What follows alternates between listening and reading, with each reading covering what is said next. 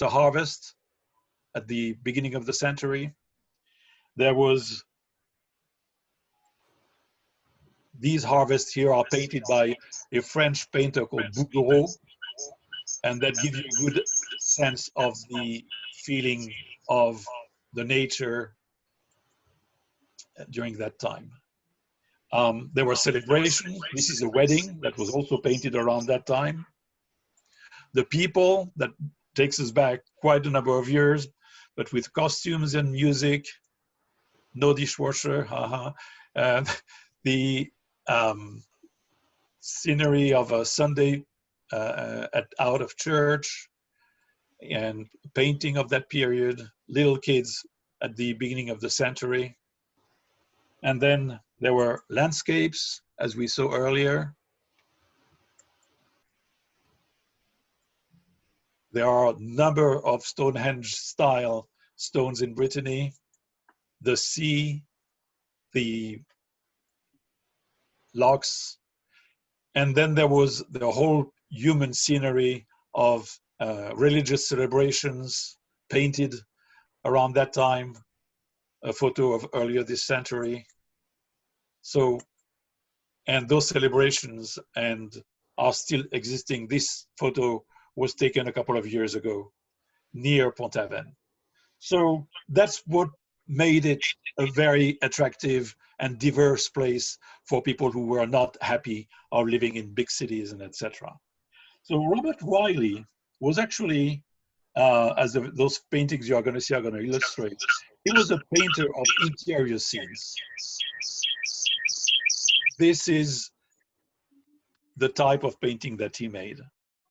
And he was described as, it was described as his romantic fascination with pre-industrial people at a time when city life in general was said to promote immorality and false values.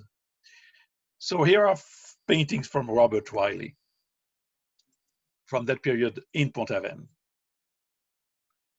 I have a personal suggestion when looking at this. You see that face of the woman on the left, and you're going to see her in many paintings. I think he had a special place in his heart for that woman that may have kept him there in Pont-Aven. So that's Robert Wiley's paintings. There are not many of them. He must have painted 50 or 60 frames, and they are not very popular. They are in a couple of museums in DC, but that is what he was doing. Now, what happened with that is that during the period that he was there, he attracted a number of American painters and created what was then called the Pont-Aven School, that encompasses work of paintings that were made in that area, Pont-Aven and the surroundings. So he had a number of followers, as you can see here. That was just before I'm saying before Gauguin, whom we are going to talk about in a second. So Wiley, to illustrate his followers, Frederick Brigman did these paintings here. I'm going to just show a couple.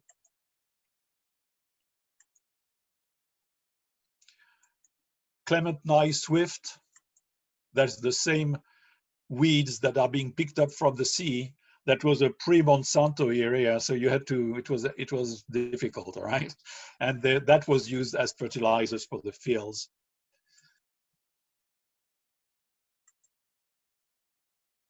All those touching scenes. William Lamprignol, that was a very beautiful, he had a sense of nature. After the rains, they say a lot in Brittany. The painting you saw at the beginning of, that's the Pont-Aven is the bridge, and the Aven is the river in Breton, and that river is called l'Aven. So the boats were coming from the sea all the way to the village. And those beautiful sceneries. Thomas Hovenden was interested in people. And we're going to then leave Brittany for a moment and not forget it, but at that time, a school started by William Morris Hunt and Francis Millet called the French Barbizon School they established a school in Boston in 1851-53. Then the American Barbizon School was started by a group of painters, and they were influenced by the French Barbizon School, of course. And what characterized it was they were painting simple pastoral scenes painted directly from nature. And it was rural scenes with people and with animals, etc. So that's the Barbizon School that is, as you can see, a consequence of what was happening at that time in Pont-Aven. So let's move forward. And did I forget something? This man is not an American. His name is Paul Gauguin. That happened in 1886, that Gauguin was suffocating in Paris, and he was in search for purity, sincerity, and Brittany seemed to be the perfect place for him to find his inspiration. At a low cost, it was the end of the railway, as we saw before, and it offered cultural change of scene, different language, nobody spoke French at that time in Brittany, traditional costumes, and superstition. Does that sound familiar? Gauguin settles in Pont-Aven. There, he finds a group of American artists that had been drawn to the village almost 20 years before by Robert Wiley. So my question is, if the American Robert Wiley had not been there since 1864, would Brittany and Pont-Aven been that welcoming? Gauguin is a vast subject, and I will only touch it lightly. It's called effleurer en français, to touch with a flower. So some of the most important episodes in his restless and troubled life occurred there in the 1880s and 90s in the southern coast of Brittany. It was there that he seemed to get the first taste of sauvage, the wildness, which inspired him not only to paint, but to find a new visual language. As he wrote to a friend, I love Brittany, I find a certain wildness and primitiveness there. When my clogs sound on the granite soil, I hear the dull, matte, powerful tone I wish to seek in my painting. So, Gauguin was aware that the Impressionist movement was losing traction. He was one of the main artisans towards the post-Impressionism, cloisonnism, and synthetism. And we are going to illustrate this by a few of his paintings that you may have seen already.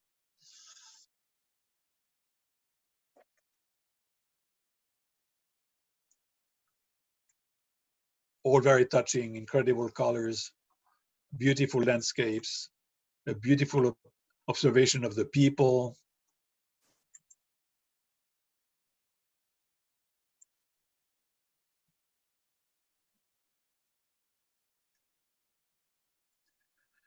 So that's Gauguin. Gauguin is there, he attracts lots of people. At that time, most Americans have left, although we are going to see not all. And he, in his turn, attracts contemporary painters that come and work with him in Pont-Aven. I'll just show a few of them and their paintings. Paul Sérusier,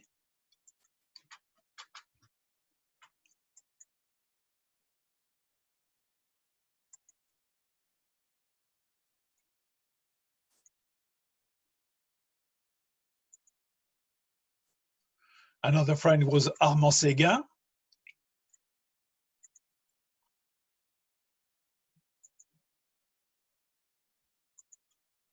All that similar inspiration, as you can see, in colors. Émile Bernard.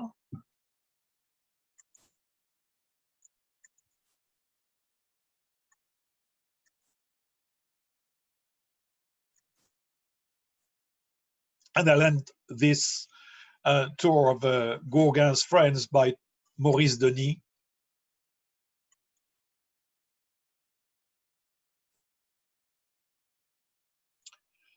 So, what we learned by being in Brittany for almost 40 years now, from time to time for vacation, is that there are a lot of contemporary American painters in Brittany. I'll just mention two of them who are good, very good friends. One is William Woodward. William is an artist. He's a professor emeritus at George Washington University. And in 78, he started the summer painting program in Brittany. He has been going there every summer with a group of American, either students or professional artists. He's, I think, one of the people who's brought most American artists than anyone in Brittany. Here are a few of his paintings. There are many of them, and if you look him up, you will see that he did some very beautiful, beautiful work here.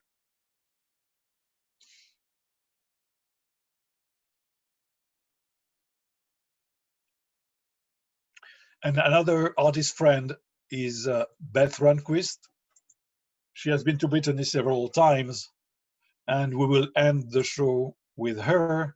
That's her painting an Harris Field in the spring, and that's what's on the canvas. So there we are. I hope that this is inspirational for you, hopefully for all of you. Whoever has never been to Brittany will want to go there, and whoever has been there will want to go back. So thank you very much for your time, your attention.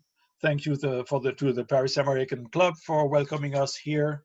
And if anybody has any questions, please unmute your microphone and go ahead.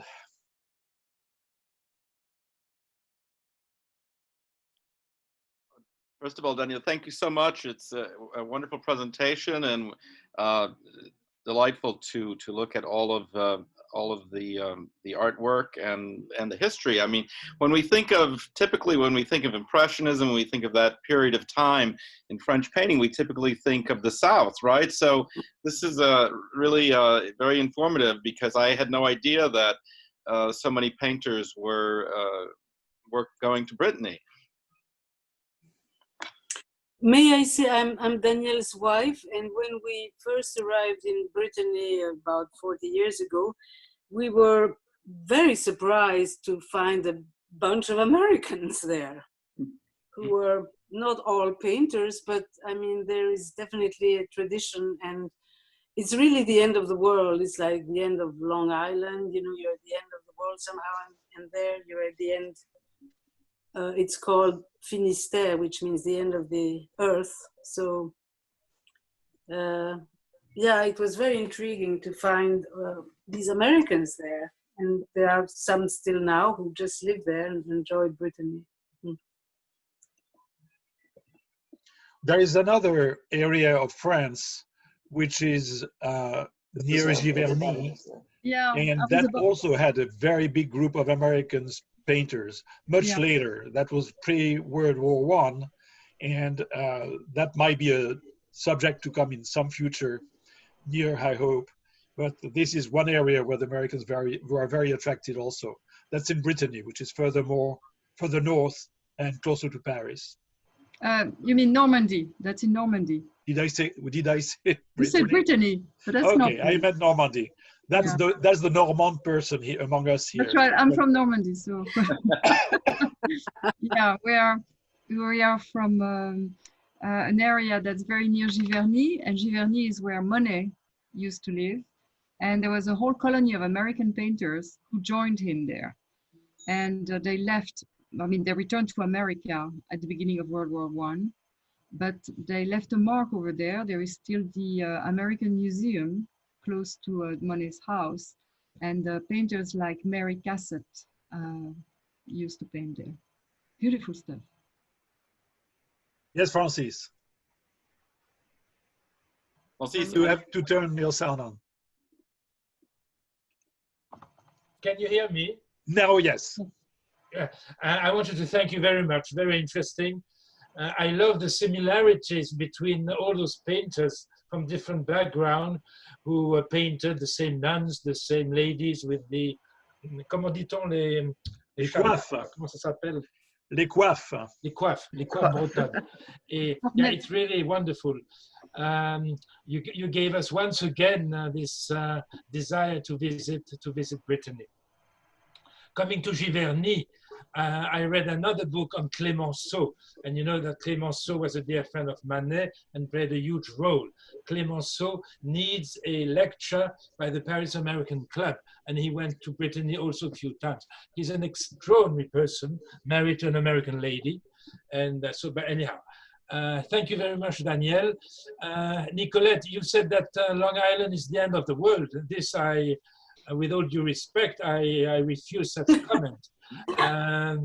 Long Island is the center of the world, not the end of the world. Of course, it's and moreover, Greenport. We accept your apologies. Thank you. No, what's interesting is I have the whole relationship between the French and the Americans. My cousin Nancy Green is a historian. She's American, but she's wound up in Paris, and she's a professor at, she just got the Légion d'honneur, actually, which was quite staggering. She only heard about it when a friend called her and said, it's in the newspaper. You are now a chevalier of the, anyway. But she wrote a book that is absolutely fantastic about the American business community in Paris. She got into the archives of the lawyers who were at the center of managing all the legal affairs of American businesses, and it wasn't only the art world that was very incredibly entwined. It was the business world as well, and it's an absolutely fascinating book for those of you who are got a foot in both continents. Yeah. That's interesting. Wonderful. So Danielle. Yes. I was very impressed with how the landscape is so much the same even now as back then. You know? Yeah, between I'm kind of surprised. Well, there are a number of reasons. One is Brittany has been a very poor country until about just after World War II. It was a very peasant country, so not very much evolved there. That's obviously an asset. It's a very poor asset, but it is an asset. Number two, since then, there had been a number of very strict laws. There is a law that's called La Loi du Littoral. That means that you cannot build anything within, I think it's 5 kilometers, about 3 miles from the sea. So when you are around Brittany by the sea, nothing can be built. And that has been going on for maybe 20 or 30 years that law exists. All that makes it that it is a country that remains very similar to what it was. The nature is actually omnipresent. And what is great that could not have changed, of course, is the light. You know, Gauguin's colors, and the impressionism that came by showing reds and blues and etc. They're actually all over there. If you are there and you just stop your mind from being realistic, you understand why they were inspired by those places. If I may, there is a recommendation that I would like to make. Oops, I don't know who is speaking now. Isabel, go ahead, please. Thank you so much, John. And apologies to the others. But there is a place that I would highly recommend for American friends. It's in Vendée, which is next to Brittany. It's a special place called Puy du Fou, Puydufou. It's an extraordinary place because Vendée, you know, it's been quite involved in the French Revolution. They actually opposed the French Revolution. And there is now a set of events at Puy du Fou that's being presented. And I went there last year. I was a little bit dubious or skeptical. And I came back totally enchanted. And unfortunately, I think that the events are not translated into English. So you would need to know some French at least. It's too bad that's not being translated. But the the events are so beautiful. The whole thing is so well done that I highly recommend it for those who are interested to discover a very special place in France. So I write it down, you know, I write the name down in the special. Thank you, Isabel. In the chat, yeah. Yep. Le Puy Francis? du Fou was founded by Philippe de Villiers, who became Minister of Culture. And this was a poor village like in Brittany. And he had this great idea saying the entire village would just play the history of that village. And the whole show is the history. It's like un son et lumière by the villagers. It started again this week. I saw it on TV5 Monde. It started again this week. And as you said, Isabelle, it's quite extraordinary. Absolutely. Robert Wiley, and